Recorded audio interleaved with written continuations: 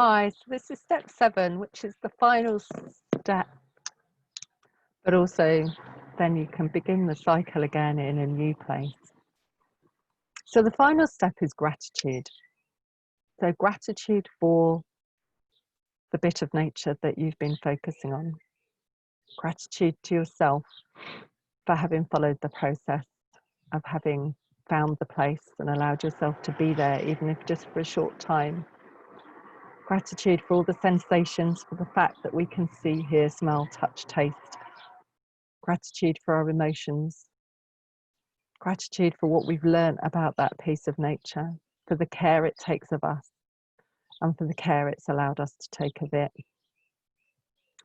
Because gratitude, again, this is a practice that I use when I'm coaching people. So when we practice gratitude often, daily, then we start to notice more things that we're grateful for. And when we're noticing things that we're grateful for, we want less. And when we want less, we don't need to buy as much or consume as much or follow our compulsive behaviors of drinking or overeating or being over busy, because actually we're just grateful for what we have and who we are and being in this time and this place. And when we're grateful, we're more likely to feel those kind of oxytocin, dopamine that's going to counteract our stress. It's going to help us slow down. So all the gratitude is great for us as individual humans, but of course as well, gratitude is going to allow us to appreciate the piece of nature that we've looked after, appreciating that this hedge behind me has shielded me from the noise of the traffic and that I can hear the birds as I'm talking, and that kind of reminds me of how grateful I am to be somewhere where there are birds, and how sad I'd be if there were no birds singing. So gratitude for what we've had, and really kind of feeling into that on a regular basis. So one of the really nice things you might want to do is keep a gratitude journal just by your side at the end of every day, just to write down all the things that you're grateful for in the natural world, in your own body, in your relationships, in yourself. And the more we practice that, the more we're likely to spot those things. And it's not to say, we're not pretending there's no threats, no dangers, no sadness, but we're always, it's both and, everything and. So quite a lot of quotes for today. Instructions for living from Mary Oliver. Pay attention, be astonished, and tell about it. So I love that. Pay attention, be astonished, and tell about it. Another Mary Oliver. It is a serious thing just to be alive on this fresh morning in this broken world.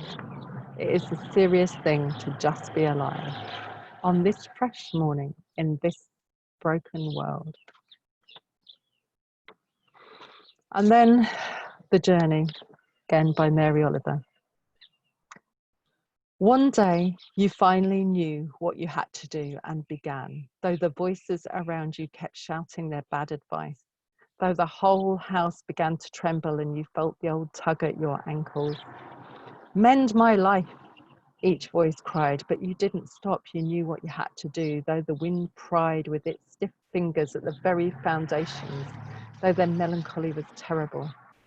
It was already late enough and a wild night, and the road full of fallen branches and stones.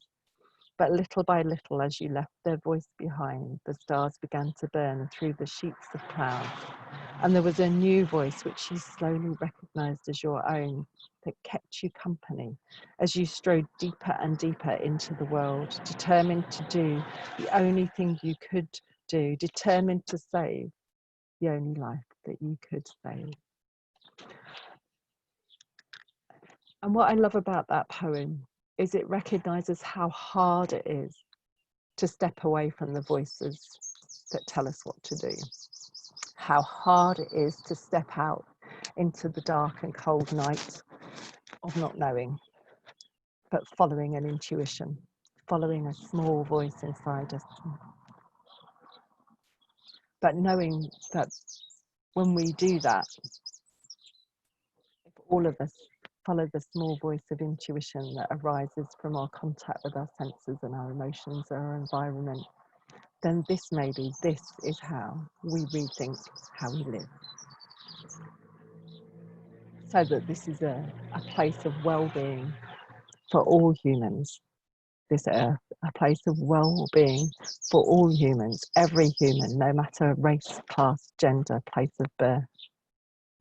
But also in order for well-being for all humans, so that we understand that we are part of this world. We need this world for our air, for our food, for our water. We walk through its land, we breathe its air, we drink its water. We are grown by its sunlight. None of these things are ours to own. So how will we be grateful for it? How will we be grateful for our one wild and precious life? So thank you for being here on these 7 steps. Whether you do one at a time on one day, whether you do a whole day on one or a whole week on one, and you might want to keep a journal of how the process is for you.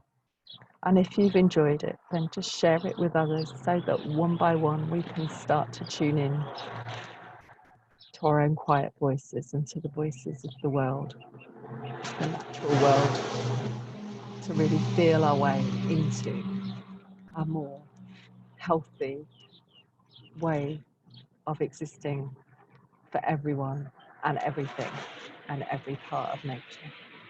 So thank you for joining me.